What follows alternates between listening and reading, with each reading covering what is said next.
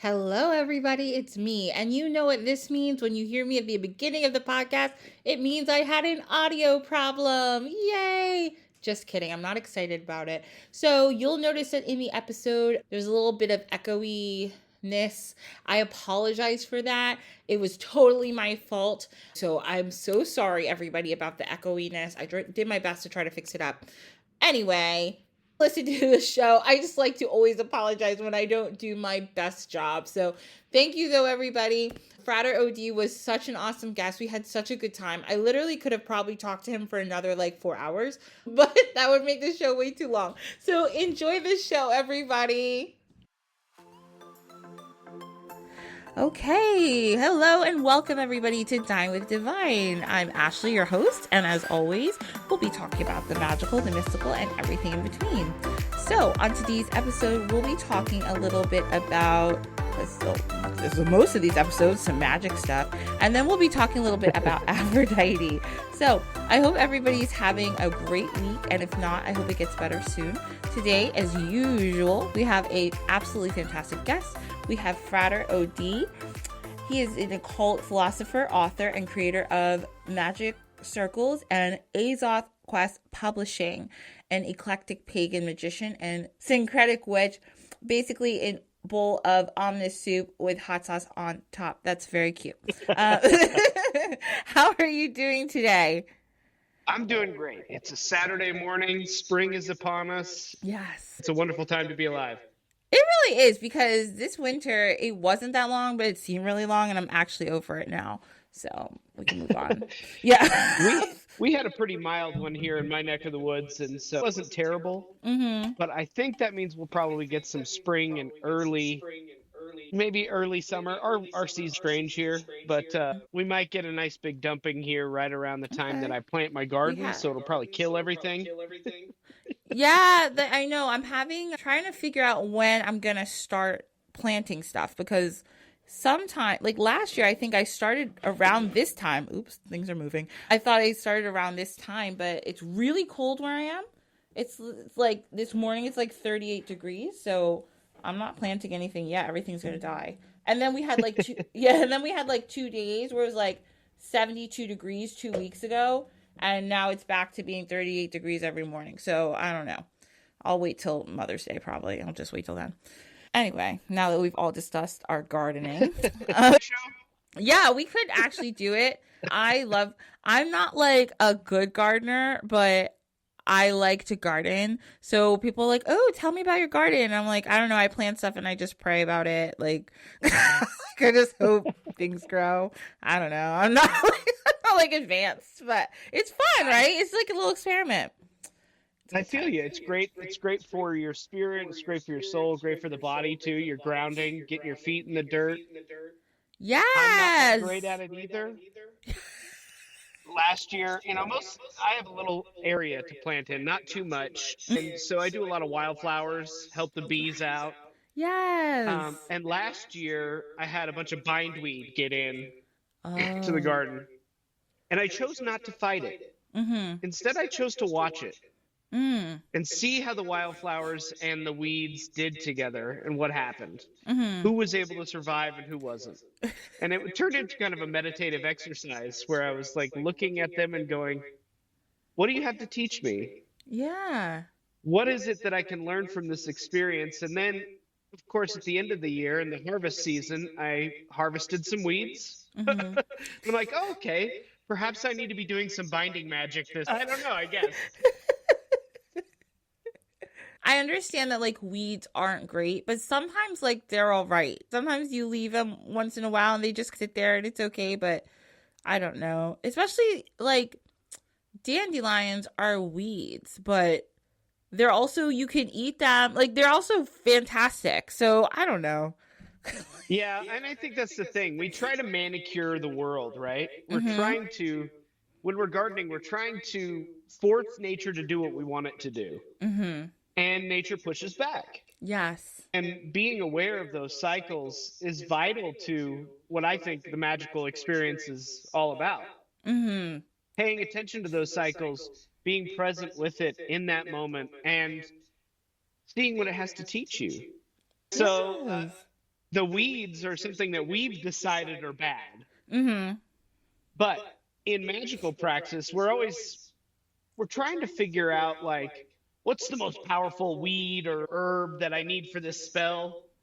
More Mm-hmm. often than not, we're forgetting that the local flora in our area is more intrinsically linked with us and our magic and what we're doing because it's close to us. Mm-hmm.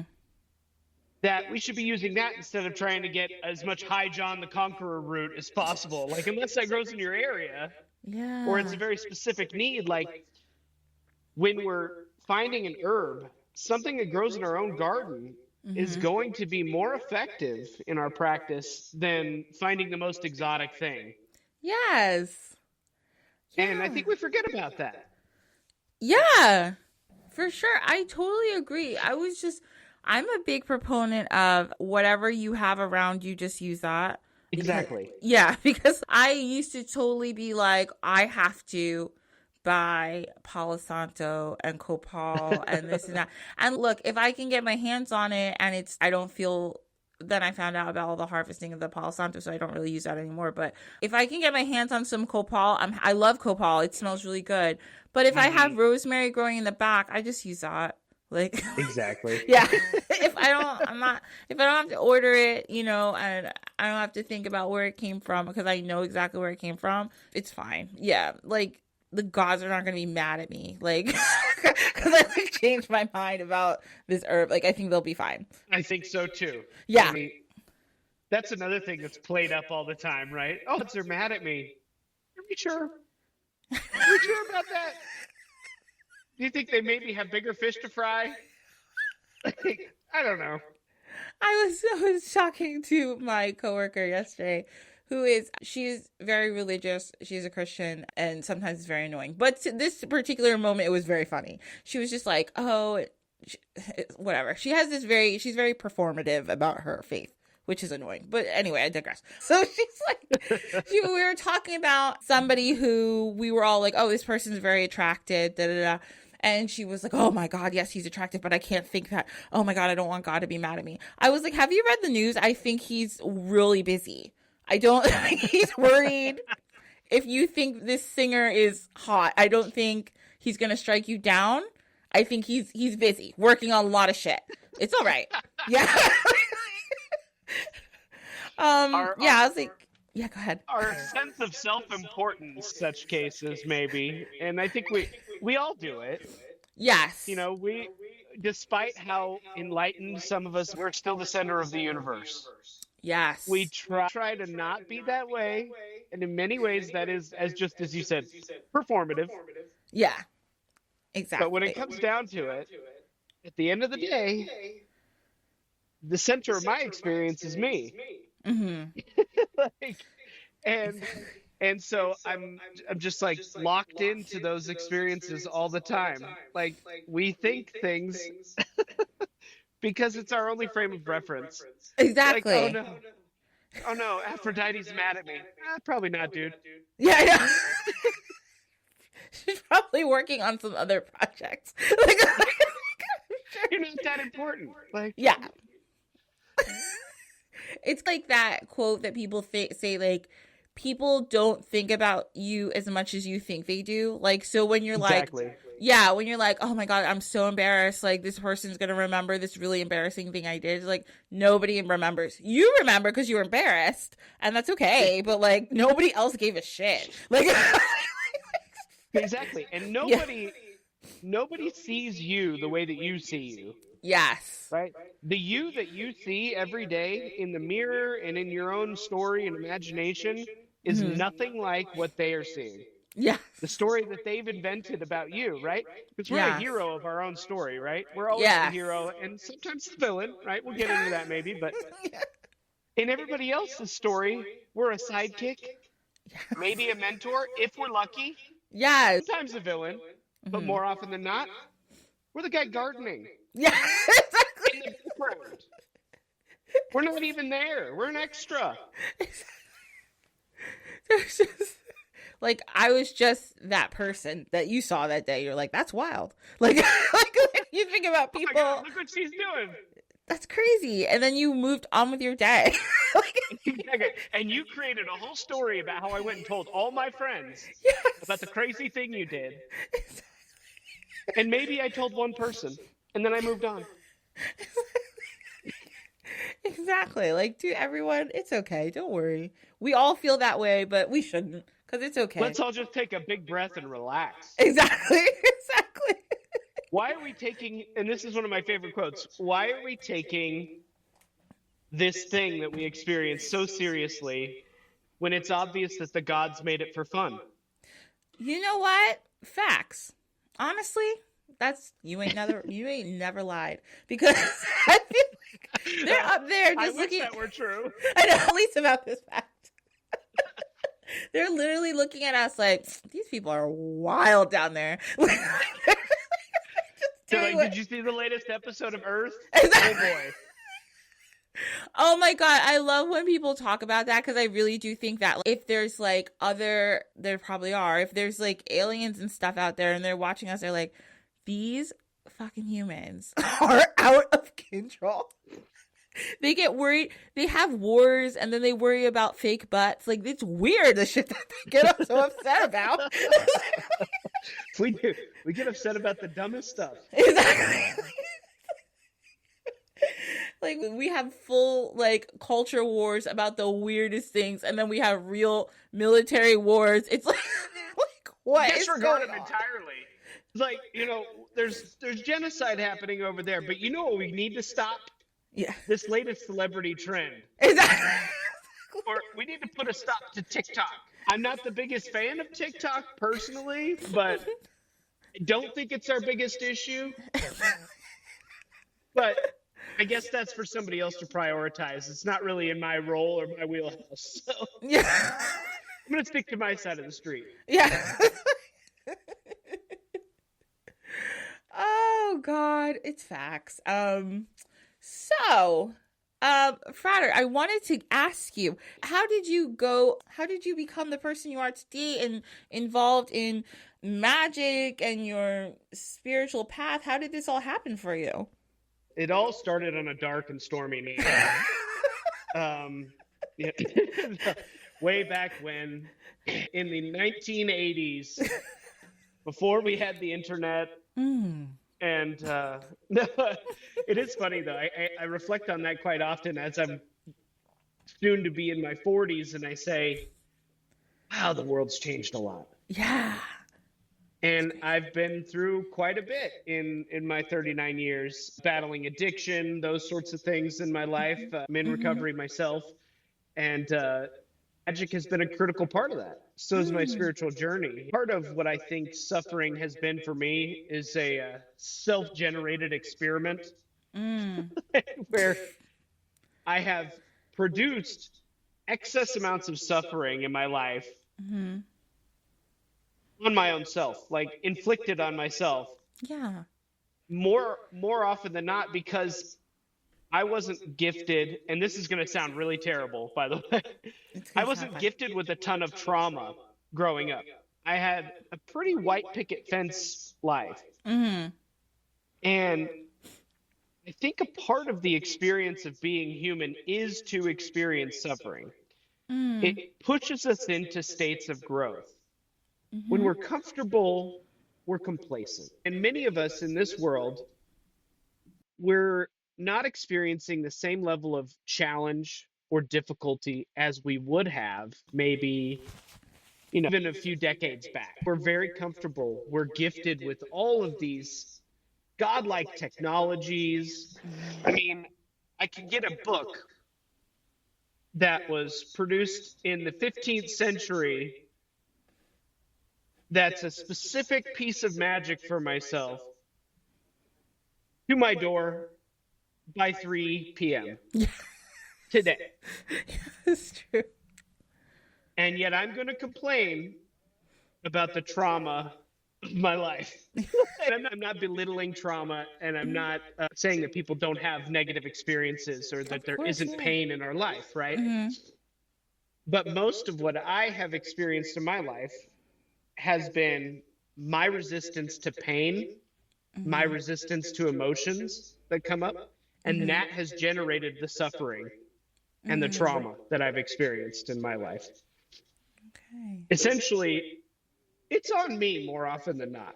The pain could be from you, right? Or someone else. You could inflict pain on me for sure.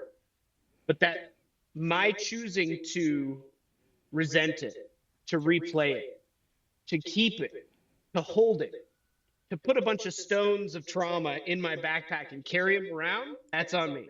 And so where this is going is I accumulated a lot of stones because I felt different, felt strange in this world. And I couldn't quite connect with people. Yeah. I put on a lot of faces, and I learned very early in life that if I wear a couple of masks, I can fit in. Yeah. But it wasn't me. And I didn't really know who that me was. So I developed masks, and over time, that lie generated a sense of self-loathing, confusion, and drove me into different states of either seeking out things that would dull that pain, whether that's substance or even sexuality, just any number of things to take my mind off of it, right? Yeah. And I think it's something that we all do. It's coping, right? Absolutely. Yeah. Like, cope harder, bro. Yeah. And so I did. And so spirituality was a soothing balm to that, right? I've always had the divine in my life. I don't think I ever, growing up, the family was in the church, grew up evangelical, went to Baptist school. I grew up, as many of us do in the Western world, in the Christian current. From there, I learned a lot. Yeah. But I also had a certain amount of religious trauma, as many of us do. I couldn't put together the pieces of how can you have this loving God that's going to send me to hell for touching myself? Yeah. Like, that doesn't compute. And it never computed for a small child either. Yeah. So I grew up with night terrors. I was constantly battling demons and things like this in my sleep, trying to reconcile the doctrine and dogma of my domesticated religion. Yes. And that's something that I think a lot of us go through to varying degrees, right? Yeah, absolutely. And so as I grew up, I challenged that and I said, is that the thing that I want my life to be based on? Yeah. Is a doctrine or a dogma that says God's upset with me for being me. Yeah. And so I continued on and I did my religious thing. I was active in the church until I was 23 and I decided to get baptized. To my parents' credit, they never forced any of the religion on me, right? Took us to church and whatever. Yeah. But they never baptized me. They wanted me to have that experience for myself if I wanted it. Yeah. And so in college, I'm 23. I do an entire documentary because I'm in film school about my 40 days of Lent where I gave up everything. Booze, smokes, sex, everything. Even masturbation, like the whole thing. Yeah. And was baptized after that 40 days. And oddly enough, that was the end of it. Like, going that deep in almost liberated me from the trauma, the religious resentment that I had towards Christianity, and gave me the freedom to explore everything else. Nice. It was almost like at the end of it, gay man was like, bro, time to explore some other stuff. Yeah. It's all the same. You don't have to stick in one lane the rest of your life. Yeah. And so I moved on and I explored Taoism and Zen Buddhism in my 20s, along with some Native American spirituality, explored some of those ancestral roots. And from there, I think in my late 20s, I went through an agnostic phase where I said, I'm going to live totally in this material world and not worry about this spiritual thing anymore. And somewhere in my early 30s, maybe even late 20s, there was something calling to me, calling to wake up. It dove so deep into the material that I'd kind of forgotten about that other aspect of me. Yeah. And this is at a time in my life where I'm at my deepest in addiction and deepest into suffering too. I was in it deep. Yeah. And I woke up and I said, something's got to change. And so I brought myself back into the spirit, got myself sober, and went on a spiritual quest of sorts and started exploring things that I never thought I would. Coming out of Christianity, deconstructing, studying some of the East, some of the West and the Native American, I'd left out a huge swath of traditions in the European framework, right? Yeah. Which is where most of my ancestry comes from. And as I'm opening up this path, I'm sitting in the hot springs up in the mountains, and I'm like, there's three things you need to do in your life. This just comes to me.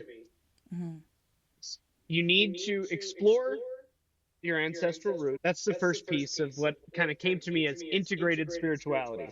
Yeah. You need to explore your ancestral roots. What's in your blood? What's in your bones? What's in your physical form? The people that came before you are still attached to you in some way. Yeah. And they had different traditions. Some of them may have been Christian, right? For quite a while. But before that, what were they? What did they believe? What did your ancestors do? Yeah. So I started exploring that, and that took me to Ireland, to England, to the Norse, to Germany. And I started exploring some of that neo-pagan reconstructionist stuff that we have going on right now. And that led me into, okay, I don't know. Do I want to explore witchcraft? That could be taboo. I don't know.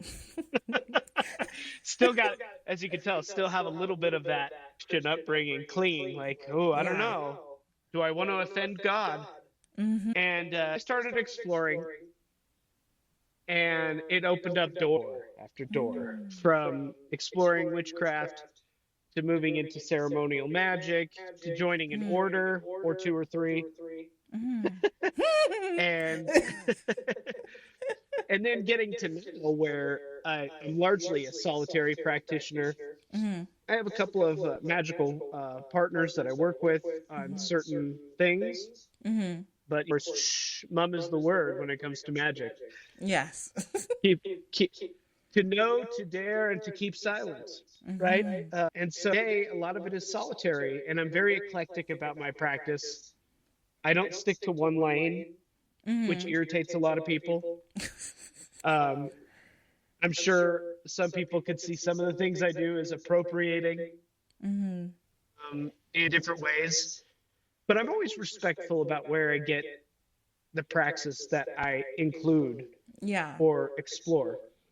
There are certain things that are restricted, right? And if it's not printed in a book somewhere and it's held behind a tradition's oral tradition or a particular mentor, and I really need to have that experience, then I'll go seek it out. Yeah. If it's available to me, then perhaps it'll become a part of my future path. Yeah. But in a world where there's so much information available to us about this tradition or that tradition, I do think that each one of us is so, I don't like the word unique, but we are in our own ways, that to choose just one thing for the rest of your life and limit your experience to that one thing is doing yourself a disservice. I agree. And over the course of my studies, a lot of things do blend well. Not everything, mind you. Some things just, they don't play nice. But yeah, too long didn't read. I do magic and stuff. Oh, that's what that means. TLDR. Yes. Oh my, do you know? Okay, sorry. We're going to talk about all the very important.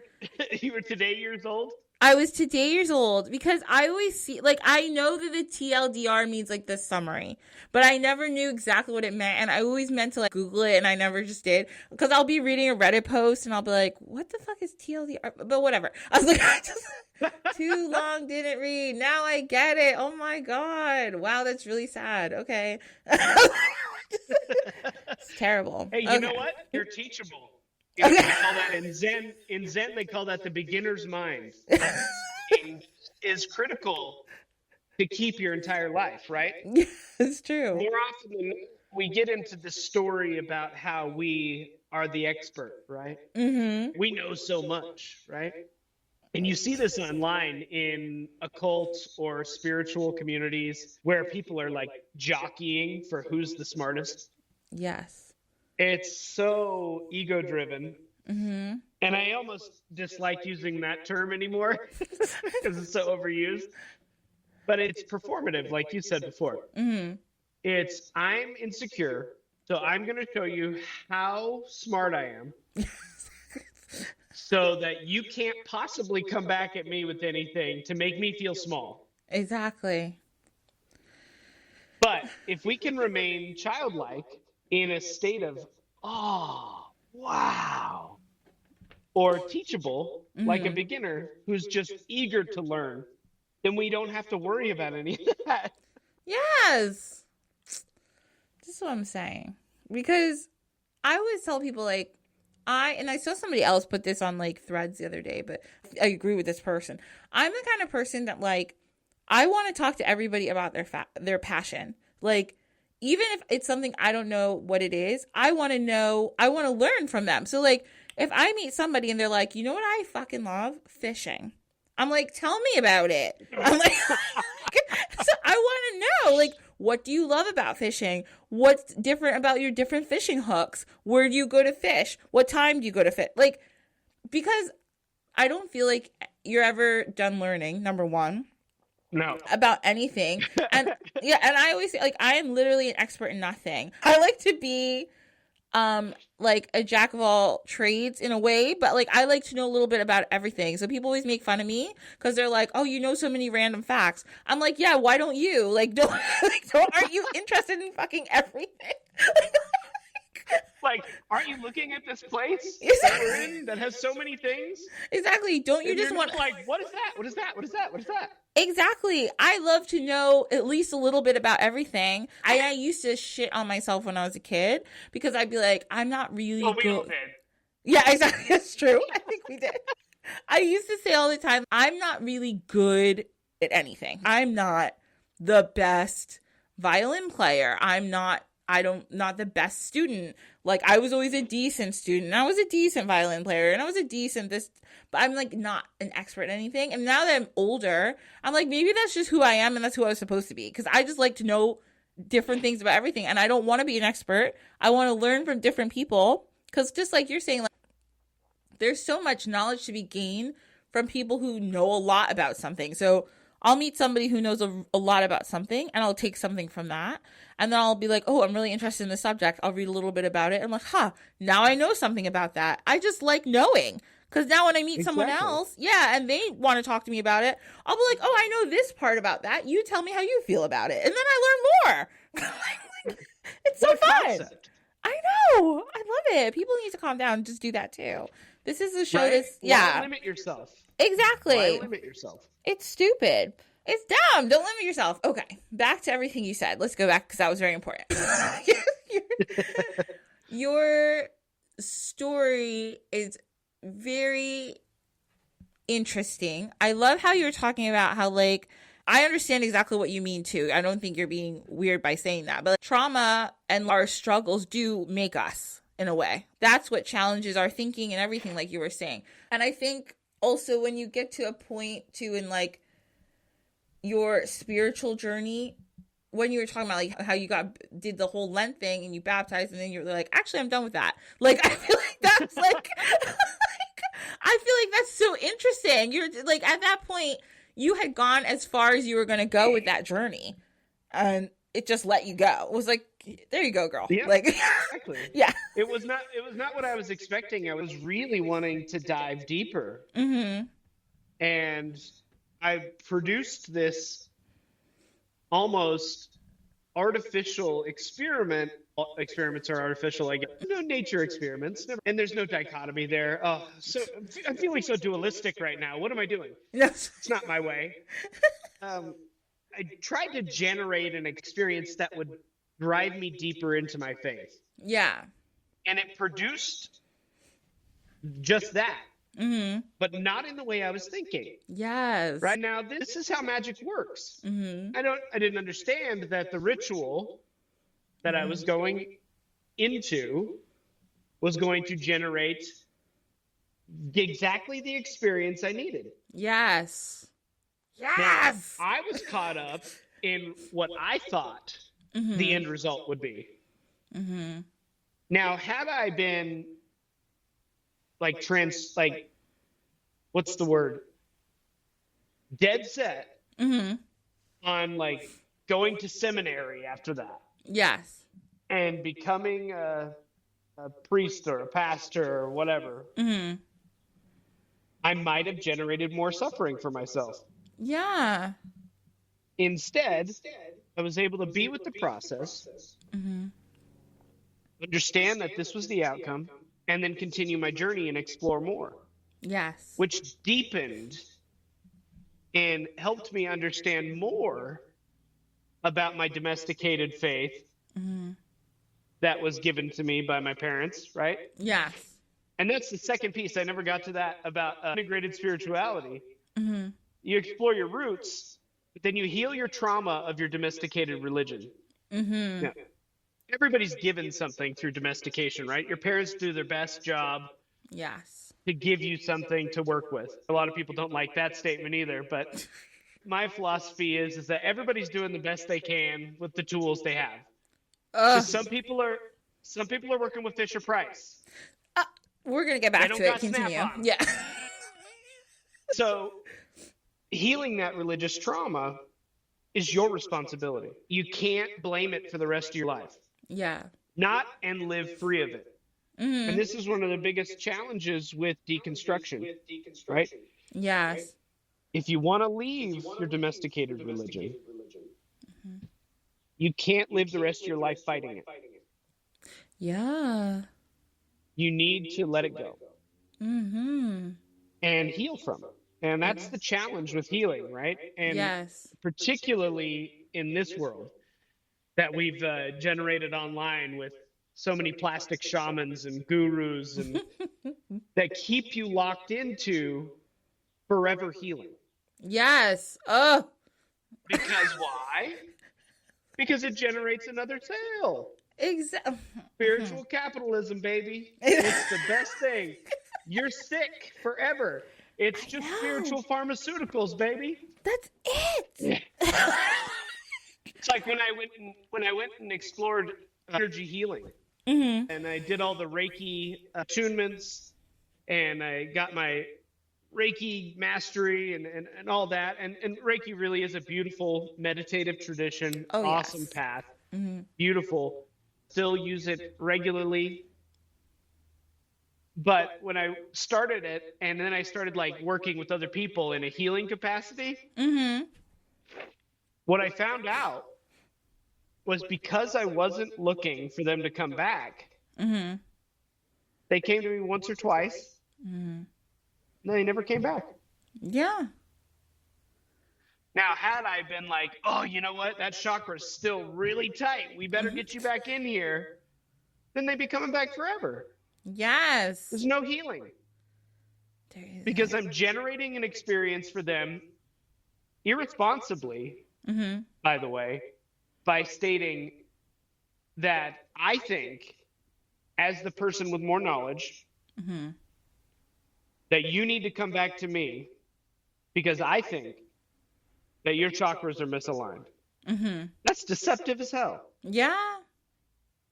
Regardless of what my energy field might be picking up and my training might be picking up within you, it is not my responsibility to heal that for them. Yeah.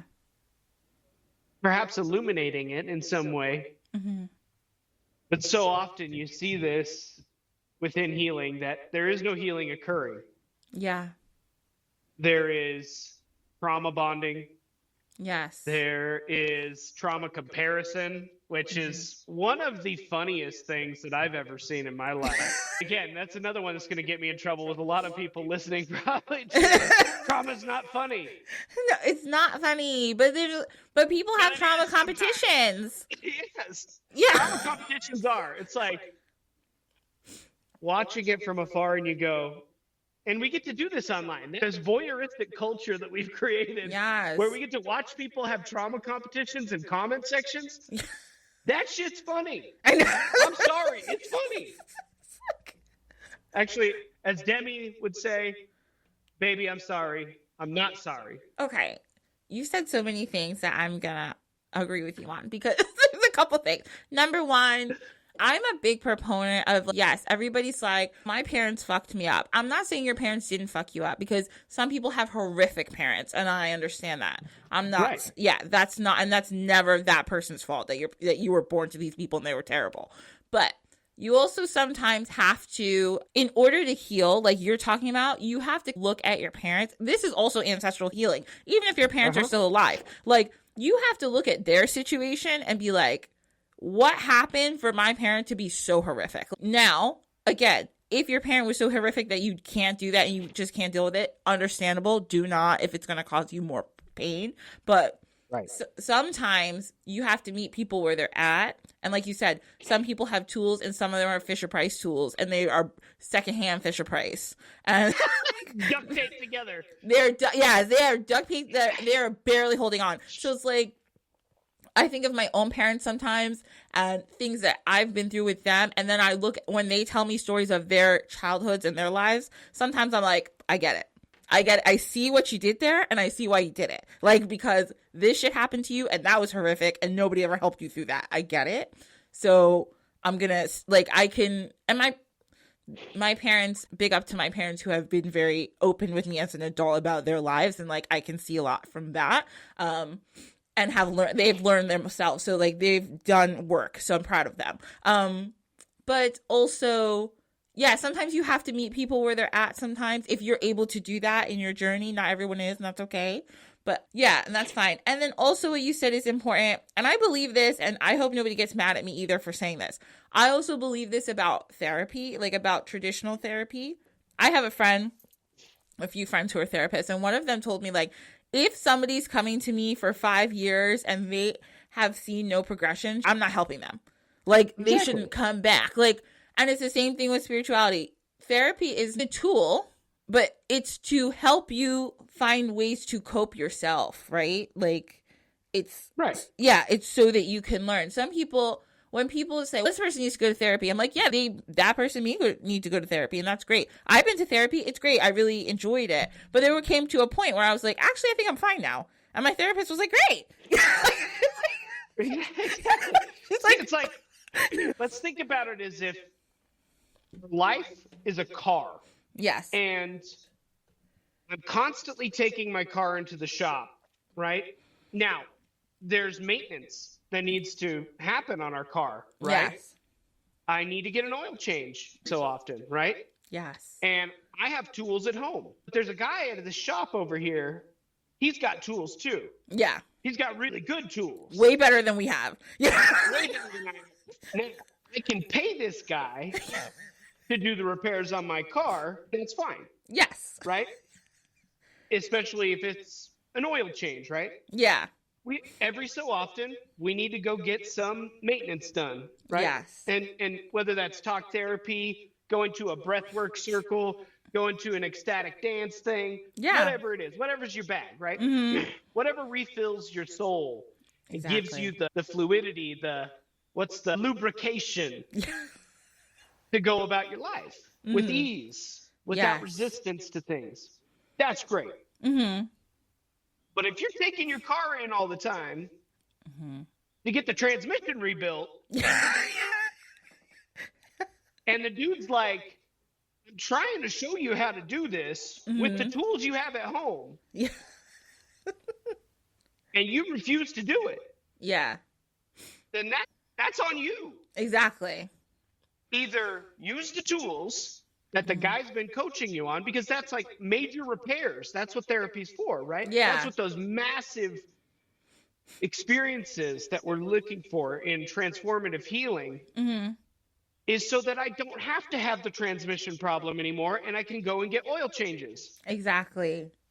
Like, but if I'm refusing to take the tools that the mechanic is showing me how to use, and I don't use them in my life, and I keep coming back to him, Yes. then he's my master now. Hey. I'm never going to heal. I belong to that person now. No, thank you. Is that the relationship that you want?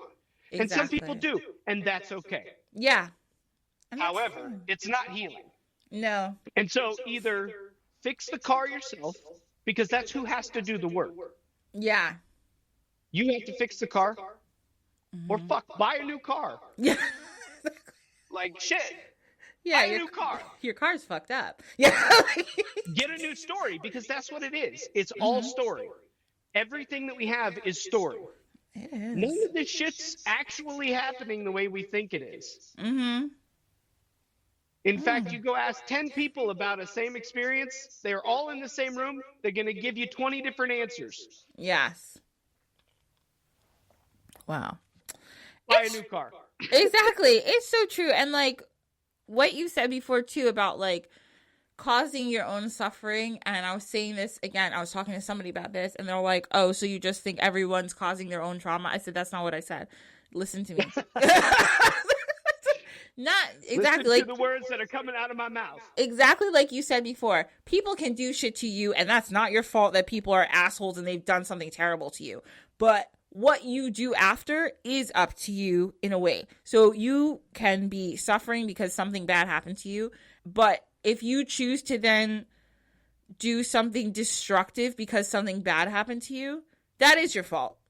Because you did it. I'm not saying that you didn't have trauma. I'm not saying that this pain isn't, you're not finding ways to work with it. Yeah, I understand. A lot of people, I've done it myself. I've been through shit and then I did some dumb shit after because I didn't know how to handle or go through that pain, like so that I could move forward from it. So we've all done it. I'm not blaming people, but you get to a point though where you're like, okay, I'm either going to keep fucking my life up or I'm going to try to find a way, whether it's of like for you, for me too, like whether it's through spirituality, whether it's through traditional talk therapy, whether it's through checking myself in somewhere because this is what I have to do.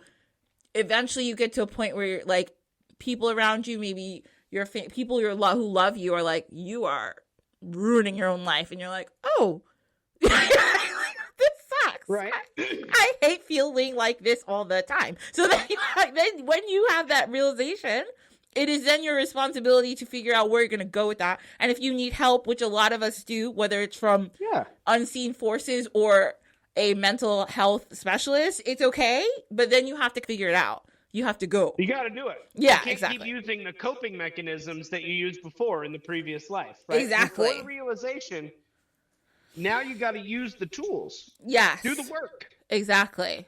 That was good. Okay.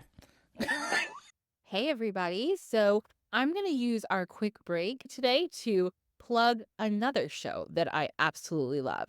If you haven't heard of this podcast, you're missing out. So if you haven't ever listened to Otherworldly Oracle, it's a fantastic podcast that I definitely recommend, especially if you love spirituality. You got some deep research in there, and two wonderful hosts, Alora and Kitty. It is a fantastic podcast. I've actually used their podcast a couple times to research for this podcast. So I love it, especially if you listen to our Frau Berchta episode that we did with Hex Marie. They did fantastic research about Frau Berchta and Frau Olaf. Anyway, here's a little synopsis of the podcast. The Otherworldly Oracle official podcast is a Burning Hollows production, hosted by two pagan witches, Alora and Kitty, whose main goal in life is to educate kindred witch folk on all things magical. So, if that sounds interesting to you, I'm going to put the link in the show notes for this show. And please go and listen to them. They're fantastic, and they're both just generally very nice. So I would suggest listening to the podcast if you enjoy this genre. All right, back to the show. We're gonna go real quick and talk a little bit about our dish of the week because we're dying with the divine and we have to talk about food sometimes. So, our dish of the week, because we're gonna talk about, I think we're gonna end up, hopefully this won't get too long, but this is so good. So we're gonna talk about, yeah, this has all been so great. So it's all good. We're gonna talk a little bit about ambrosia because why not? So ambrosia in the ancient Greek era was seen as like the nectar of the gods, right? But now we have a funny, I think it's a Midwest recipe because Midwestern people have a lot of recipes that I don't get, but Midwestern people will tell you it's delicious. And I'm not going to argue with y'all because I know some Midwestern people in my life and I love them to death. So if they tell me it's good, I'll believe them. I'm not going to eat it, but I'll believe them. Now, are we talking about the fruit salad with all the creamy stuff mixed in? Yes. The marshmallows, the coconut. So it's in the Midwest, but I think it comes from the South. Oh, really? Okay, maybe it does. I don't know, but like, okay, so I have a friend and she's from Wisconsin and she makes pretzel salad, which is like, it's like pretzels and Jello. I don't know what the hell is in it. I'm not going to eat it. So I think each region has their own ambrosia. Yeah, probably. But like some of these things, I'm not going to eat them. Sorry, guys. I'm just not. Like, I'm not trying to be rude. These things for me, I can't eat them together. But this particular recipe I have that I have in the show notes, this is from the Food Network. Food Network, we love them. We love an Iron Chef. We have heavy cream, sugar, sour cream, marshmallows, orange, like probably the canned oranges, or maybe you can get fresh clementines, whichever you got. They want you to use fresh pineapple, grated coconut, pecans, wherever you're from, how you say it, and then maraschino cherries. I don't like cherries either, so I probably won't eat this. Anyway, guys, you just literally just put it all in a bowl and you mix it up and eat it. Refrigerate it first and then serve it, but not my jam, but if you like it, cool. I think someone tried to make me eat it once and I would not. I'm done shitting on ambrosia salad. Okay. Next. Okay. So when I was like trying to figure out what we were going to talk about, I didn't know what to talk about. So for our like tea time segment, you talked about, I asked you like, oh, what do you like? We were talking about something. And then you said, you had a phrase, you said, ecstatic states with ritual theurgy. Am I saying theurgy right?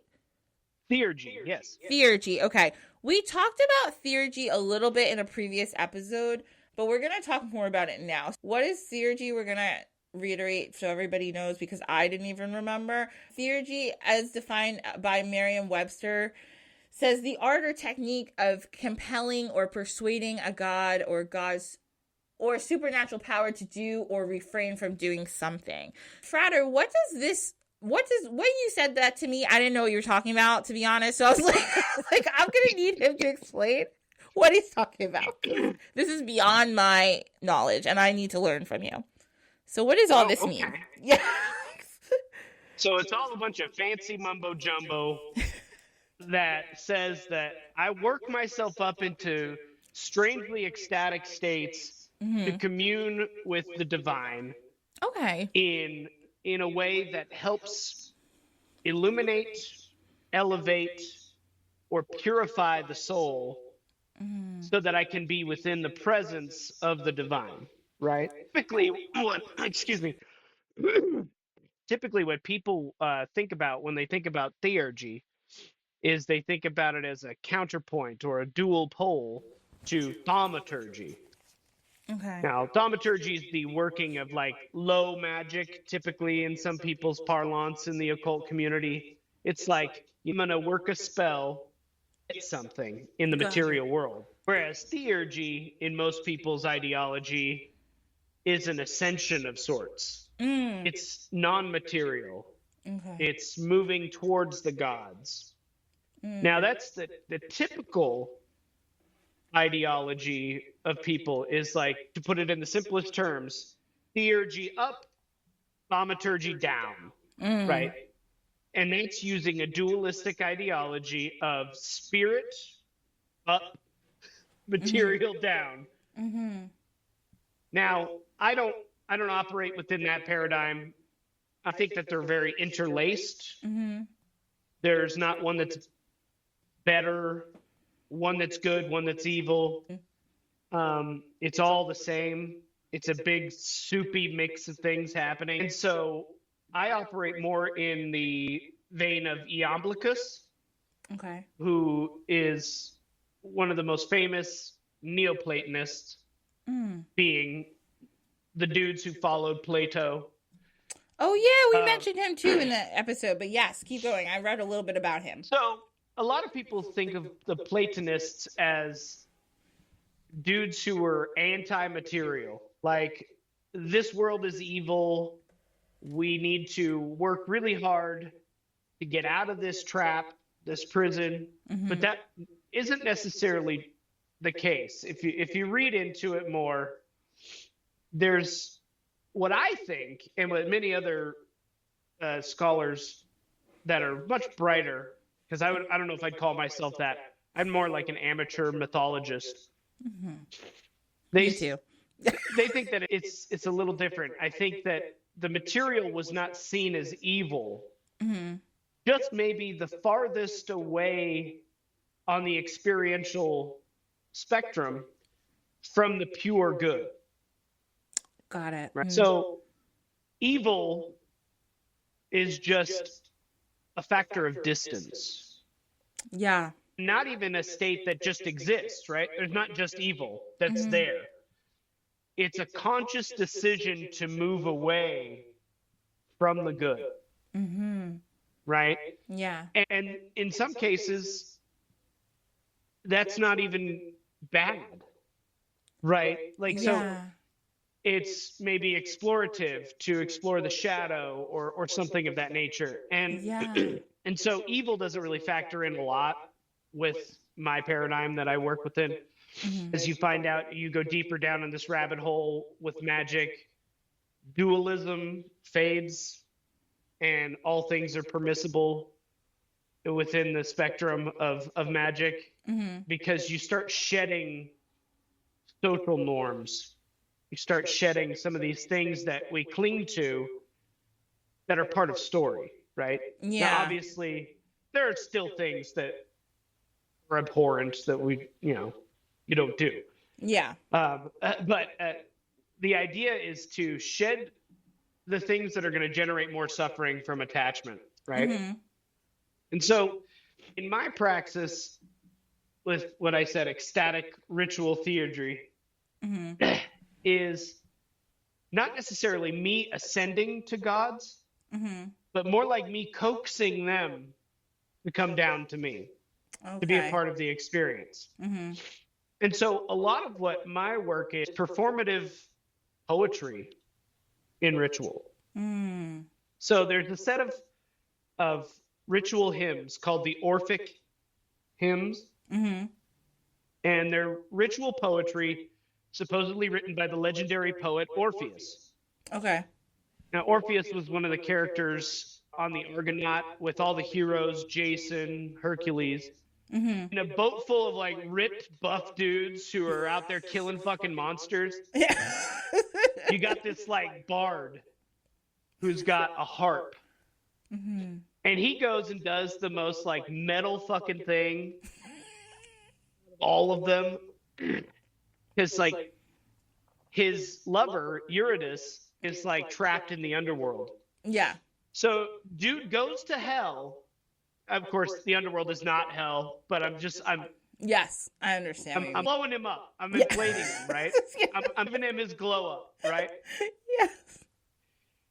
He goes to the underworld to face all of this death and darkness and confusion and with a harp charms even the gods to a point where his music is so beautiful that he can transfix even the minds of the gods. And so what the Orphic hymns are in a modern context is performative poetry that calls on the gods or daimons, which doesn't mean demons. They're like lower deities. They're of a higher deity, and they're usually very functional. It's like, I need, for instance, with Aphrodite, she has many of them.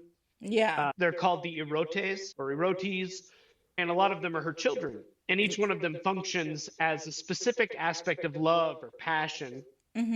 Like pothos is like unchained passion, like this very primal passion. And so if I need to bring that into my life for whatever reason, maybe I need to enhance my relationship with my partner, to be a little bit more jazzed up than it is like lately, right? Maybe we're too locked into chores and getting shit done. Yeah.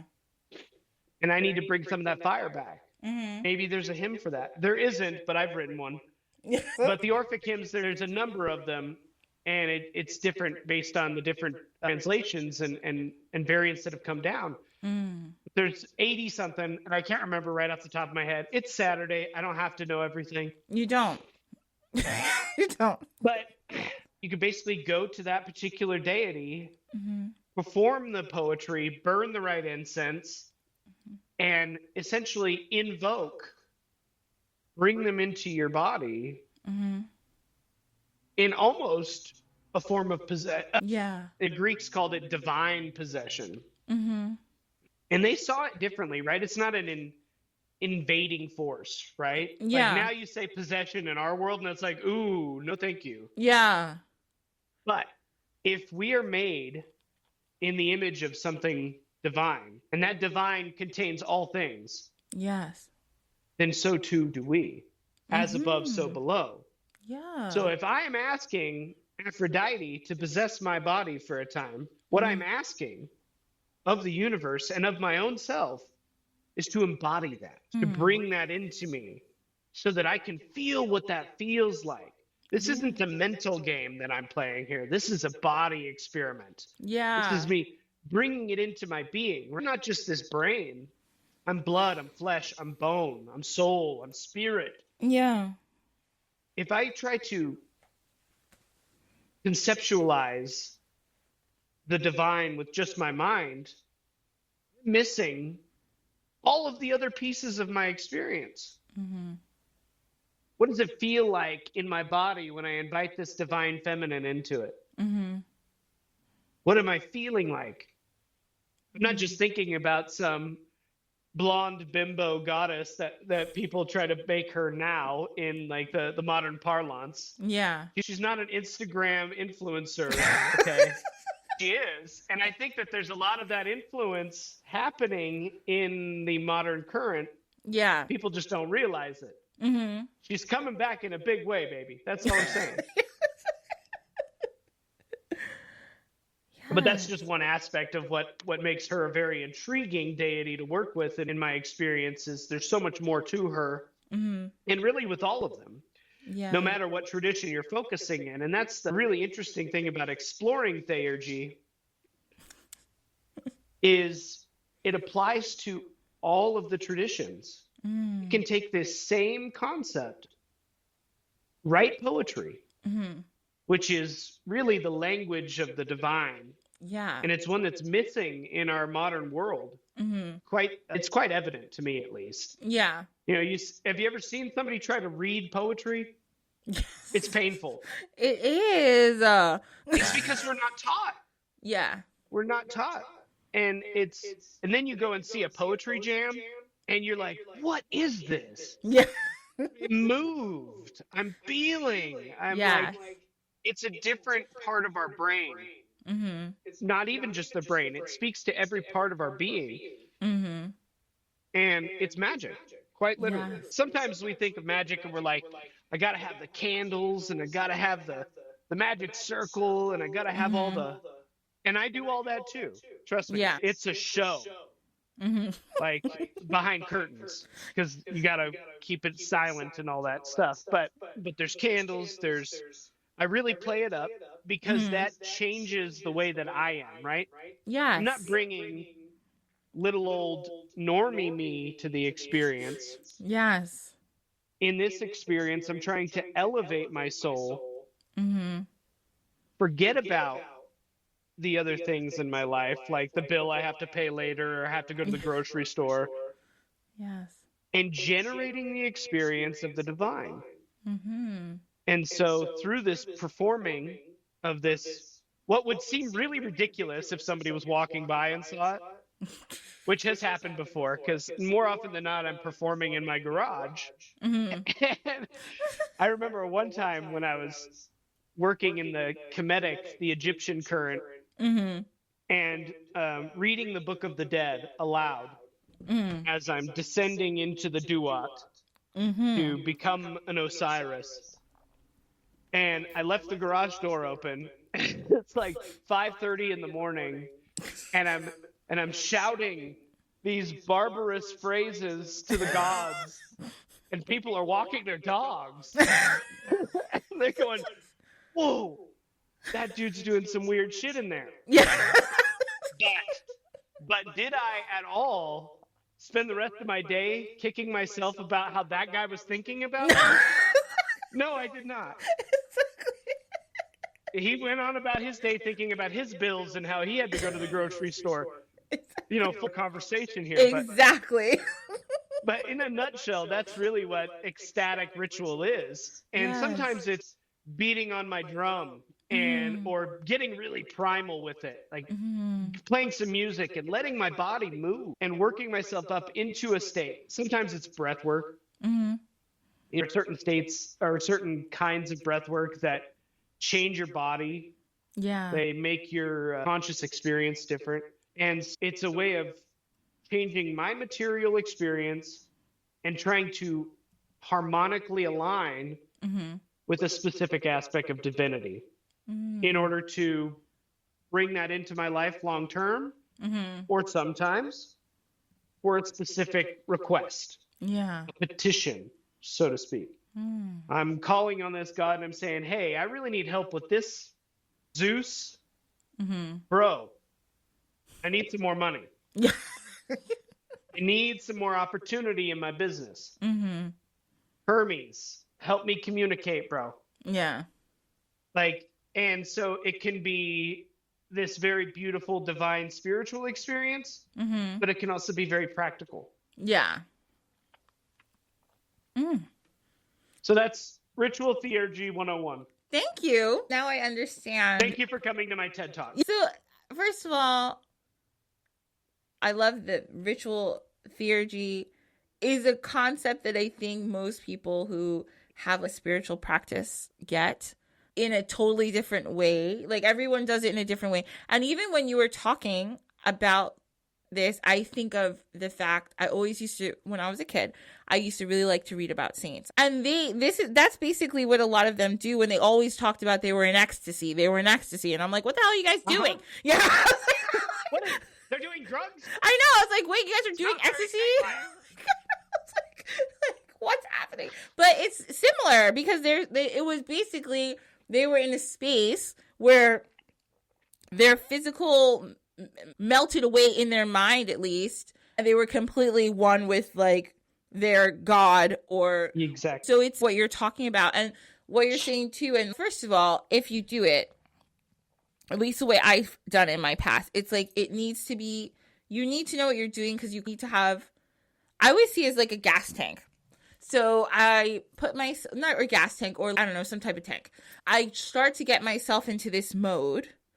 And you need to literally get your tank to 1%. This is what I always say. 1%, where there's 1% of you still maybe lingering, but you're still in the background, even at that 1%. You're the observer. Yeah, you are the observer. So you are like, so different traditions do it differently. To me, I am very fearful. So it's taken me years to get to a point where I could do it, of like completely letting go. But once you do, it's really wonderful, and I've learned and experienced so many wonderful things.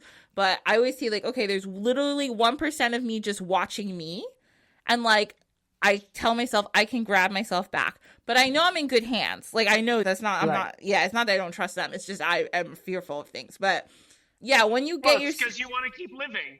Yeah, I don't want to like die. Yeah, that's your ego thing. You know, that's ego going, bro. What are we doing? What are we doing? You're like, holy shit. But yeah, that letting go and letting the spirit of which whoever that you are asking to overtake you come in. It's something like, it's wild. It's so cool. Like it is. It's very cool, and it's very. I'm always just like, wow, thank you for coming into me. I know I'm doing all this. Little old me. Little old me. I'm so unimportant. And thank you for telling me what you told me, because that was crazy. Thank you. But yeah, it's a state, and it's just like when people talk about channeling, which is like, it depends how people channel. It can all be different, but people talk about it so casually, and I'm always just like, are you really doing it? If you're talking about it like, oh, I just like channel all the time, and I'm like, all the time? Like, bro, like I need to go to the grocery store and I need to pay my bills. Like, you just like, I can't just be out here doing this all damn time. It's crazy. and I don't think, honestly, nor would they want you to be. Mm-hmm. Right? These moments, this is a thing that it's very tricky, and I think it confuses people at times. Mm-hmm. Like we've said, they got bigger fish to fry, right? Yeah. Their experience is different than ours, but they are very invested in us, right? Yes. So it's not like, and it's like I was saying, this is not an invasion. We use words, but they're inadequate for the experience, right? Yes. It feels like you're overtaken, but that's because the observer is no longer the main character. Yeah. Right? Like we were talking about before, we're always the main character. The main character gets pushed to the side. Yes. So that the divine can have the experience. I'm no longer me.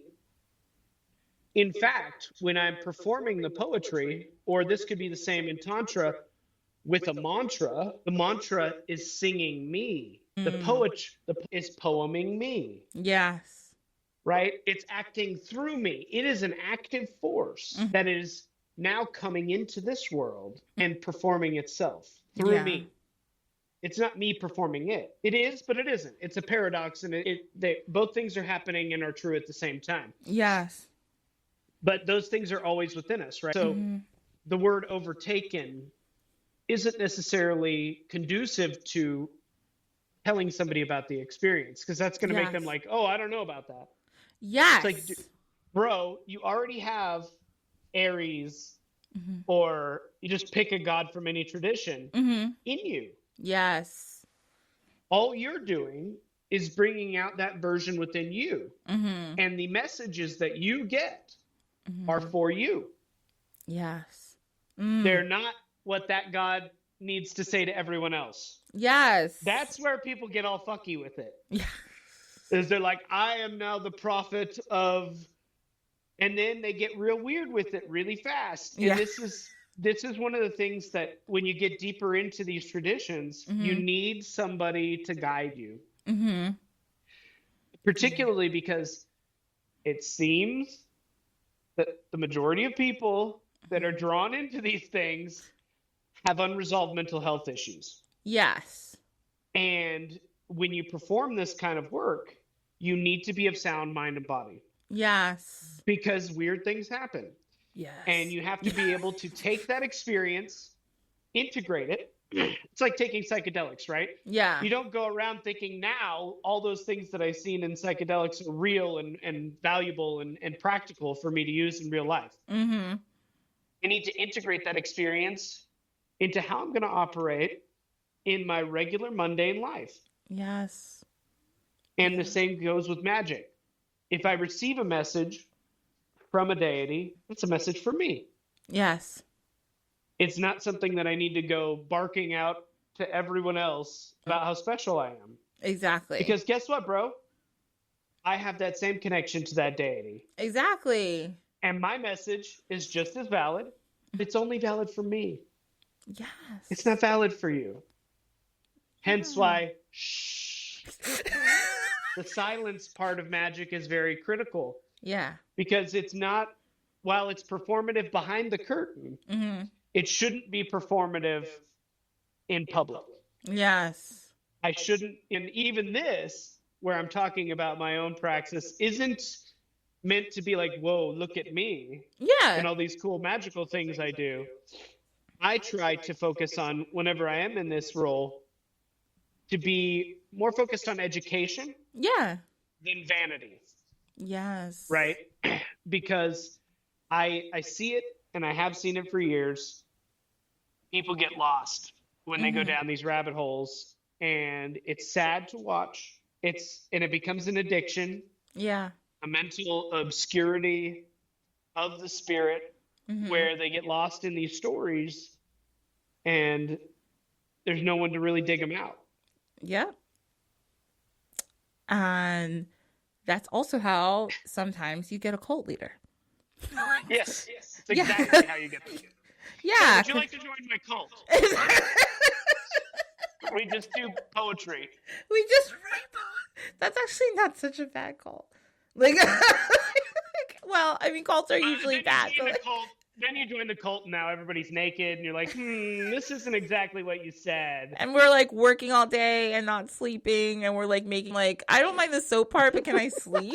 Like, can I take a nap? Like, this is crazy. I don't mind the soap part. I know. That's a title for somebody who got out of a cult. I don't mind the soap part, but can I please sleep? I know. Like, I need rest. That's a beautiful title.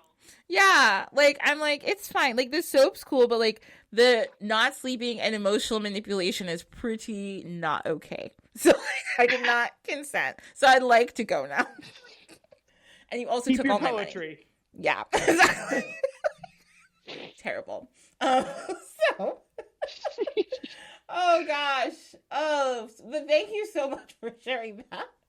Of course. Oh, so our last part now we're going to go to, and we're just going to chit chat a little bit, summation about Aphrodite, because I know you love Aphrodite. I think Aphrodite's pretty cool. She's a lot like Oshun, who's a deity I work with a lot, but just like the Greek version, which is cool. So she has a lot of names that I didn't realize she had so many other names. Oh, yeah. Yeah, a lot. I'll tell you all the ones that I know. I got Aphrodite's also Born from Foam, the Golden One, Far Shining, She of the Beautiful Buttocks. Okay, girl.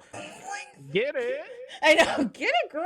The Shapeshifter, She Who Postpones Old Age, the Dark One, the Black One, the Gravedigger, the Queen, Lady of the Sea, and the Black Queen. So, as legend would have it, Uranus got his balls cut off one time, and then some of the sperm and blood fell into the sea, and Aphrodite's like, hey girl. And I was like, I love mythology so much.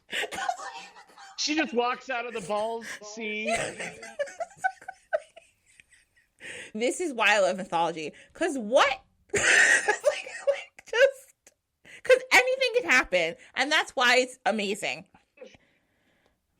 This is why I don't like watching television about like normal shit. Yeah.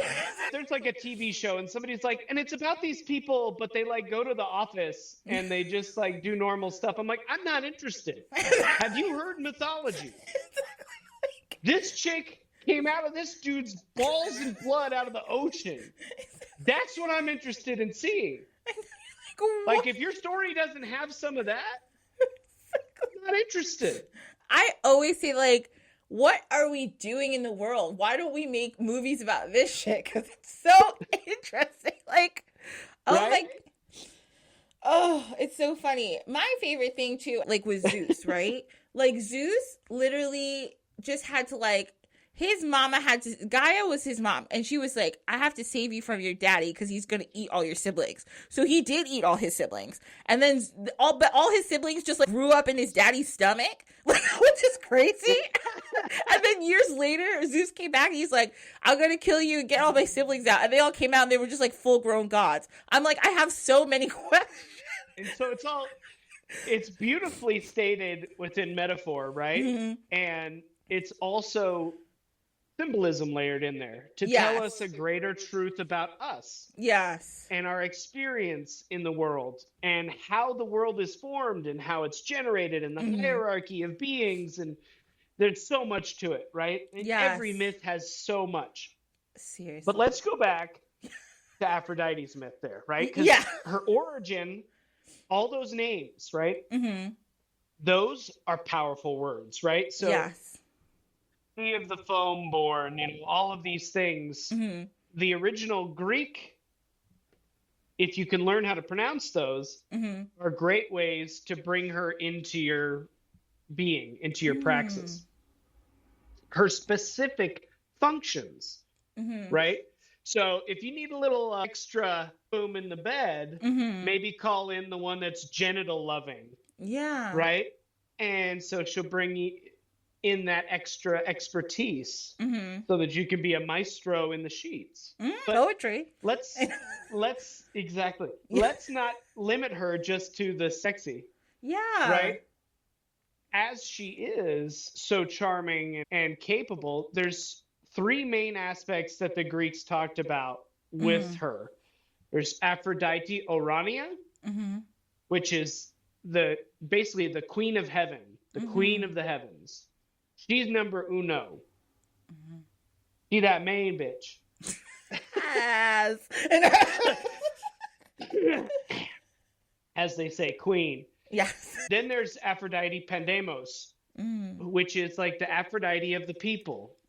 She's the one who's interested in matchmaking, producing love, generation, fertility, the love of all things beautiful, the experience of music, of festivity, and all these things. And then there's Aphrodite Aurea, the goddess of war. Now that's one that doesn't get played up much. Yeah. But do not cross her. Yeah. It's not a good idea. The whole Trojan War was started about this. Yes. It's between her and Athena. And how many people had to die because somebody had to cross Aphrodite? It's not a good idea. Don't do it. But if you want to induce some suffering in your life, go for it. Yes. And what I think is so interesting, and I'm just comparing her to also, like, okay, first of all, let me read these other things I have here and I'm going to go into. So also, a part of the legend too is that maybe she came ashore onto Cyprus in a scalloped seashell. So a lot of people see her with a seashell or coming out of a seashell. She's also believed sometimes to be originally a Semitic fertility / war goddess, which she also is. So the thing about that I think is really interesting is a lot of different mythologies, the fertility goddess and the war goddess are the same. I think that's do you have an idea about that? Because I don't. Okay. So I mean, how do I say this without appropriating everybody's tradition? Like, remember when I said queen? Yeah. Be that girl. Yes. Like, everywhere. My experience and how it's been shown to me through my own unverified personal gnosis, my UPG, is that this is a story that's been playing out for a long time with the same energy. It goes back to Mesopotamia. It goes back to the Sumerians. It probably goes back farther than that, Paleolithic times. The idea of the maiden and the warrior is one that's linked in humanity. Like, tribally speaking, the roles were mixed, right? In a small tribe of people, you don't just have women sewing clothing. Yeah. You more than likely have very capable people throughout the tribe, right? And most of these anthropomorphic shells we put on the gods, these energetic signatures, are just that. It's our reflection of what we see projected through our very limited experience, right? Yeah. And so I think that it's just developed over time that those two things are similar. The fertility goddess is also somebody who's capable in war, just like a young person, right? Yeah. But also the warrior and the maiden, it's a very common mythic story, right? Yes. The knight and the damsel. There's a link between the two. Yeah. And it's the same in every story, whether you're in Egypt, whether you're in Canaan, whether you're in ancient Sumeria, whether it's Inanna, Ishtar, whether it's Asart, whether it's Aset, whether it's Isis in Egypt, Aphrodite in Greece, Venus in Rome. Yeah. It's the same energetic signature. The only difference that we're seeing is the cultural perspective. Yes. Now, the Romans had a very different view of it than, say, the Greeks did. Yeah. Than, say, the Sumerians did. The only differences we're seeing are the ones that those people had. Yeah. They're not necessarily truths, but they can lead us to exploring more of the fullness of that particular deity's being, right?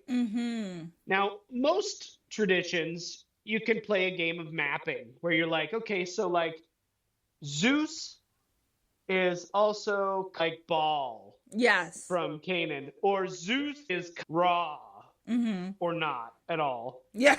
Like, because then you get really funky with it, because you're like, is he as Jupiter, but Zeus is also at the top of the tree?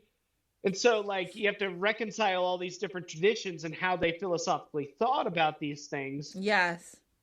It is a wonderful mental game that can lead you to some awesome realizations about the way that divinity expresses itself, because that's what it is. Yeah. All these stories is just divinity expressing itself to us. Exactly. Right? And so going back to the warrior maiden and going back to the myth of how she came out of Uranus's balls, like, that's an older myth about her. Now, if she came out of his balls, that means that she's pre-Zeus.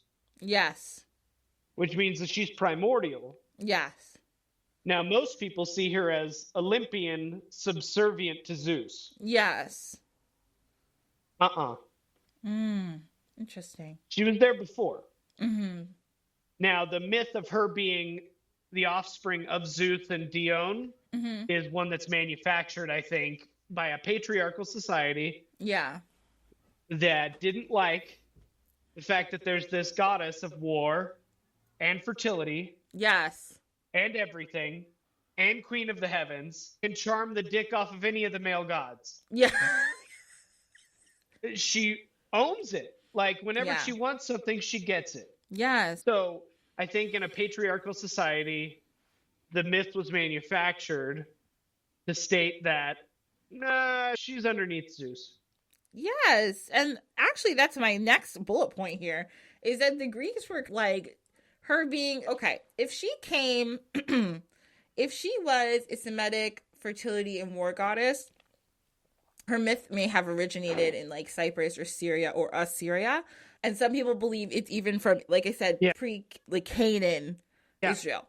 The Greeks adopted this, and they were like, this whole thing where she's also the goddess of war and sex and baby making is way too much. They're like, this is too much for one person or one goddess. We can't handle this. We're actually just going to make her a love goddess.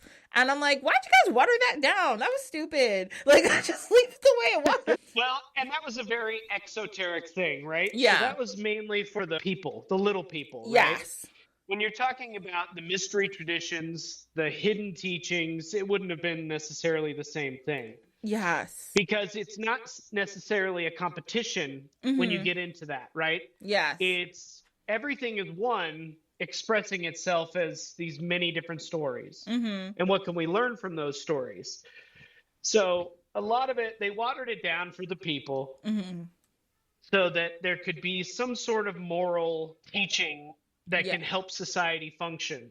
Yeah. I don't necessarily think it was like some evil male cabal going like, how do we destroy the goddess? I'm sure it was more like their own insecurities playing out. Yeah. And even if they were well-intentioned about it, there's still that kind of like, I don't know if I want to be subservient to something that powerful. As a mortal being, we all go through that, right? So Yes. again, it goes back to people more than likely are trying to do the best that they can. They think they're doing the best thing, but we're also stupid. We're really dumb. Like, one of my favorite occult authors, John Michael Greer, always is like, humans think we're smart, but we're actually really stupid. We're amazing, incredible, beautiful creatures, but we're like that really smart guy or girl that's dumb. So smart, you're dumb. Yes. That's us. Of the animal kingdom, we're that guy. Yes, we all know somebody We're like that. wow, look at all this shit that you're doing. You could build all these skyscrapers and simultaneously destroy the world. Exactly. Like, it's incredible. It's crazy. And so we do this even to the spiritual path. Yes. We overthink it and we overdo it and miss it for the simplicity that's really there. Yes. Facts. Yeah, so also, so the Greeks, sometimes the Greeks would call her the goddess of heavenly love too, to go with that. She can, so like you were saying before, which I loved how you talked about how she came before Zeus, and I've said this on this podcast before, I'm not in the Zeus fan club. I am official Zeus hater. Not really hate, like I don't hate him, but I just think that like enough. Like every time I read a Greek myth, I'm like, enough. Stop trying to seduce and or assault these random nymphs and shit. Stop. Like, enough. And then Hera always gets, and Hera, you're the other one I have a problem with, because she's always mad at the girl. Why? Your husband is literally a menace to all the Olympians and everybody else. I'm not going to explain away Zeus, but I'm going to explain away Zeus. Like, let's reduce everything and let's remove our cultural conditioning from it for a minute, right? Let's remove the fuckboy title. Okay, because that's what the myths are telling us. Yeah. It's like, dude cannot keep it in his pants. Exactly, that's my problem. But that's also not his fault. Because that's his function. That's his essence. To be the impetus for things to grow. He's that OG big dick energy, right? And in society, I'm sorry, but we're still playing that up quite a bit. Like, you gotta have that. You got to have that BDE or you nobody. And there's that natural drive to do in all men and women, in all of nature. If you haven't stopped or if you haven't looked around in a while, look around. Everybody's fucking all the time. Right now, there's at least 12 people fucking. And the animals, let's not even get started there. So Zeus has a very busy job. As the impetus for the creation of all things, right? Yeah. It's his nature to just like get it on. But like, okay. All right, if we want to think that way, and I'm going to indulge you for a minute and we'll think that way, then what's his wife's problem? Because if she knows you married this man. The goddess of marriage. I know, exactly. So shut up about it then. Stop assaulting everybody and get mad. Because your husband's out here and can't keep it in his pants. Like, you're mad at every woman who sleeps with, and you're cursing their kids and stuff. Stop. That's enough, Sarah. Jesus Christ. Like your husband is the actual problem. And if you are accepting that this is his life goal, then just leave it alone. Go what is she going to do about it? Exactly. Nothing. You can't tell him no. Stop being you. Exactly. I'm like, Hera needs her own therapist to just chit chat about the issue so she doesn't have to go out and punish everybody. Be like, why'd you sleep with my husband? And they're all like, why'd your husband sleep with me? So let's take Hera, for instance, right? Her function, right? What does the idea of marriage give you, right? Let's take the most simple symbol of marriage that we have now, the ring. Circle. It's a container. Yeah. Right? It's a boundary maker. Now, Zeus is boundless. It's Hera's duty as the container for that essence to create boundaries. Now, all of Zeus's progeny also have a little Zeus in them too. About it. They are out there fucking the world too. Hercules out there doing all this shit that's probably not supposed to be done. Hera is that boundary, saying you've got to operate within these bounds. She's the container, the womb of all things that are supposed to come into being. Frater, I'm gonna go with you because I can't. But then we put our human story on it, Mm-hmm. and then it becomes comical, right? Yeah. And now we're laughing about Hera's trauma. Oh no! And she's comparing her trauma to Demeter's trauma, and Demeter's like, yeah, but bitch, my daughter was taken by your husband's brother, and so now I'm gonna stop all the fertility, and everybody's gonna die because I'm in a mood. Until I get my daughter back. And then Hecate's like, shit, okay, that sucks. So I'll help you.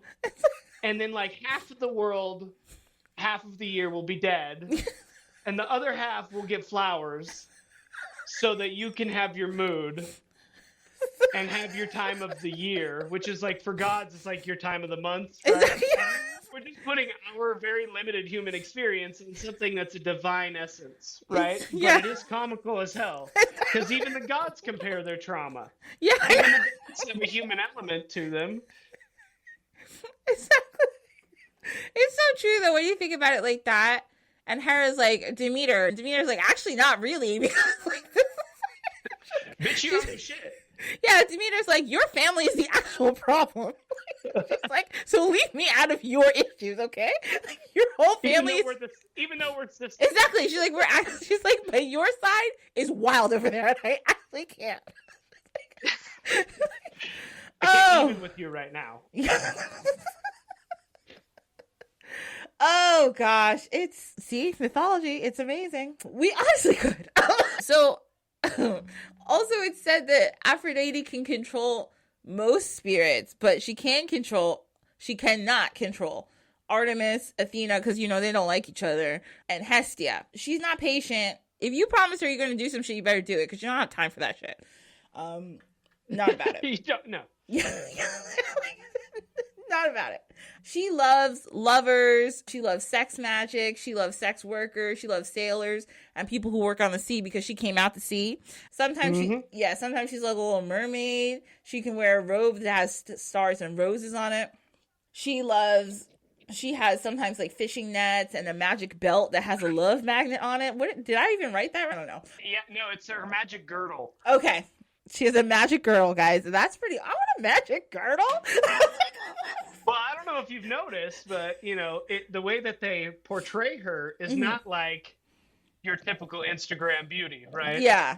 And she got them rolls. She sure does. She's a curvy girl, and I'm all about it. Good for her. I love it. And still irresistible. Anyway, anytime. Her colors are yellow, golden, copper, and black. She loves wildlife. She really likes birds, like all sorts of birds. Loves them birds. Yeah, like doves and sparrows and swallows and swans and geese. Just don't go to her apartment. There's bird cages everywhere. She's a bird girl. Oh no. I know, she's a bird girl. She has them everywhere. She also loves bears and bees, deer, dolphins, goats, leopards, lions, rabbits, toads, turtles, and wolves. So all the animals. All the animals. She's really into animals. She was that girl who, like, the zoo trip was her trip of the year. And we're about it. She was that kid who tried to let the zoo animals out. She's like, I'm free. So she was that girl. Her time is the summer solstice. She has a couple different sacred places. One is in Cyprus. One is on the Ionian island of Syria. Okay, sorry, Syria. Near where they Probably mispronounced it too. You're good. Okay. And they think this is where the sperm fell in the ocean from the balls. And they also said that this is where Aeneas built a temple for her. That's her son. Also in Corinth and Eris, Sicily. She loves offerings of frankincense, myrrh, perfumes, roses, honey, and wine. Because who doesn't like all those things, honestly? Too long didn't read. Yeah. She gets around. Exactly. Like, it's obvious, right? She's been everywhere. Everywhere. And we love it. Everywhere that there's somebody fucking, she is there. Exactly. She's cheering you on. Da, da, da, da. She has like her hand in the air. And this is like one of the things, like we've put her in this box of love, right? Mm-hmm. And it's like, oh, what is it? She comes out on Valentine's Day, and then you got the cutesy little angel, like cupids. Yeah. Her sons. But what do we do probably more often than almost all the other things? Like, even Zeus. Yeah. We fucking. Exactly. Like, that's what most things are doing all the time. And yet we put her in this box of non-importance. Mm-hmm. And it's just not good. No. She's, and more than just like, okay, so it all ropes back to, again, and also I was thinking about the Yoruba goddess Oshun in the same kind of category with Aphrodite, because people are like, oh, she's a love goddess or she's like a sex goddess. But the thing is, it's more than just sex. When you talked about, this all goes with everything you said. You talked about poetry and all that kind of stuff.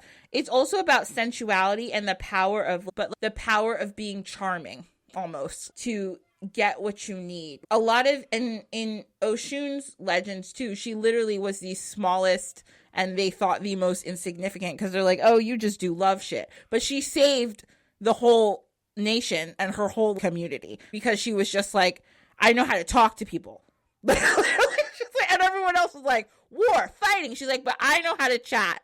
And you guys seem to not. Everyone is so mad. Hold on. Let me go have a talk. Like, so that sensuality, it comes in play in more than one way. It's not just about being sexy, but it's about being able to make things happen because you know how to talk and how to deal and how to handle people in a very sacred, beautiful way. And it's not about tricking. It's about, I don't know, it's bigger than that. And I feel like people just reduce these goddesses of love to just like, they love, or like they're just about sex. No, they're about like so much more. Like, they're about how you can communicate with people in a different way to also be effective. That's right. At least what I think. Yeah. Well, love is what drives it all. Exactly. So drives the divine bus. Mm-hmm. Right. Honk, honk. Yes. Even the Christian conception of God loves the world. Mm-hmm. Right. Without that love, there's nothing. Mm-hmm. Right. Love spurns us to do everything.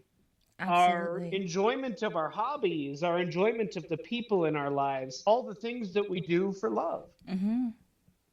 So why have we, as a society, put these goddesses of love in a box? Mm-hmm. It's because we're afraid. We're afraid to be what we are at our core. Because we're afraid of rejection. And that's really what it boils down to. And we're ashamed of the fact that we need love. Makes us feel weak. Yeah. But it shouldn't. It's one of the things that I've gleaned from my practice with Aphrodite is to love myself. Yeah. To really, truly love myself. Mm-hmm. And from that, then I can begin to love others. Yeah. In a way that isn't transactional. Yes. Right? I love you because you give me this. Mm-hmm. That's not fair. No. No, I need to love you. And I don't even like to use the word need. Mm-hmm. Or should. Mm-hmm. But I'm going to have to because I don't have another word for it. Yeah. But love should be unconditional. Yeah. And that's a challenge for us. It is. Because it's like, I feel like I'm giving you something. Mm-hmm. But I'm not. Yeah. A real experience with love is to gaze upon something else, something that is not yourself, and have appreciation for it. Yeah. I don't have to give it anything. Mm-hmm. All I have to do is appreciate. Yeah. Accept it for what it is. Mm-hmm. That's the act of love. Mm. And if Aphrodite, any goddess of love, is teaching us anything,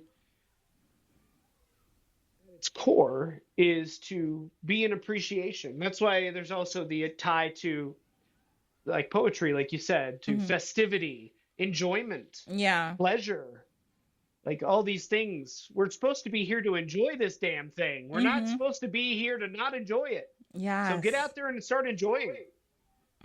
Appreciate the shit. Yes. Woo! Well, it was created for our enjoyment. So that God could come down here in you and enjoy the world. And enjoy all these fucking crazy ass stories. Yes. Because we have our stories of gods cutting each other's balls off. Yeah. But they're watching our show. Yeah. And so they're like, what you been doing? They're like, I'm going to tune into the latest episode of You. So play it up for them. I'm telling you, do it for the culture and the gods. Another thing, last thing I have to say that we have gleaned from this show, I feel like, is that we need more words in the English language to describe some of the stuff we're talking about. Because we don't have proper words for some of these concepts. I know. And I'm a writer. And it's like, I still fail to come up with the words. But that's just the human experience, right? Yes. Words are our best way of communicating. Like, or the one that we've thought is the best. You know, more often than not, they say we're communicating through body language and all other different ways. But words are the way that we've chosen to try and communicate concepts to each other. And it's limited. It is. It sure English is quite flexible, though. It is. We have some words. We need a couple new ones, though. Well, we make them all the time. Yeah, we do. Just like slay. Like, we made that. Unfortunately. Oh, so this has been an absolutely wonderful conversation. Frater, thank you so much. This was so fun. I learned so much from you. This is great. Can you tell everybody where they can find you on the internet if they want to see, you know, what you like to do? Absolutely. So my current hub, so Frater OD is my magical motto. And to have a mundane life outside of that. I don't talk about it much, but as a magical person and author, you can find me at Magick, MAGICK .social. That's my new hub that I've been building. Okay. It's a conglomerate of things. Number one, it's like Facebook and Reddit had a baby, but no algorithm. Okay. Neat. So you can come on there, make a profile, join groups, talk on forums, and this all free. But I wanted to create a space that was free of the traditional social media for us to talk about these things and not have to fight through an algorithm or have to deal with influencers and all that kind of stuff, so that people could get down to what their practice is about, to learn and grow from each other, a place that's about education, not vanity. Awesome. And it also contains an occult magazine that I drop articles on, and I have other people who are creating with me now too. So that comes out every holy day on the 8-spoked wheel of the year. Okay. So the next one will be Bielchina. So right around May 1st. And then I'm hoping to do that more regularly these days. But we also have a codex of correspondences and things. It's like an occult Wikipedia. Okay. But it's all created by the community. Mostly it's just me right now, but just screaming into the void of the internet. This is what the sun means. This is what the occult path will take you to. Screaming into the void of the internet about what the sun symbolism is. Dear internet, the sun means... And so the site has a lot of different wheels and functions, but it's built as what I saw were the failings of the occult and spiritual community online. What are the things I wished I had access to when I was starting? Okay. A bringing together of people, of minds, and traditions, not to fight over who's the smartest, but to learn, as Socrates says, through questioning. Yeah. Okay, tell me more about that. Like you've told me. Like you've been very Socratic throughout this entire thing. What can I learn from you? Yeah. What can I do learn from listening? Listen more than I talk. Yeah. And that was the whole goal. And so that's where they can find me. Too long didn't read, magic.social. Oh gosh. Oh, all of that will be in the show notes. So anybody wants to go there, please go there, see what's going on. It sounds like a great time. I'll be there. So this is awesome. So thank you again, Frater OD, for coming, and Thank you. Yeah, of course. Anytime. You can come back too. It's been a blasty blast. Yeah, I'm glad it's been a blasty blast. As always, you're listening to Dine with the Divine, and you can find us on most of the socials except for Twitter or X. I don't really know. I don't understand that. So I don't go in there, but no one does. Yeah. So you can go on the website. We have merch and other fun things going on. And we have our membership program if you're into that. And if you want to follow me, Ashley, I'm at Sankofa HS, and that's Instagram, Threads, Facebook, and Sankofa Healing Sanctuary. That's like the long name for it. Anyway, we're all done. We'll see you guys next week. Thank you so much. Bye-bye.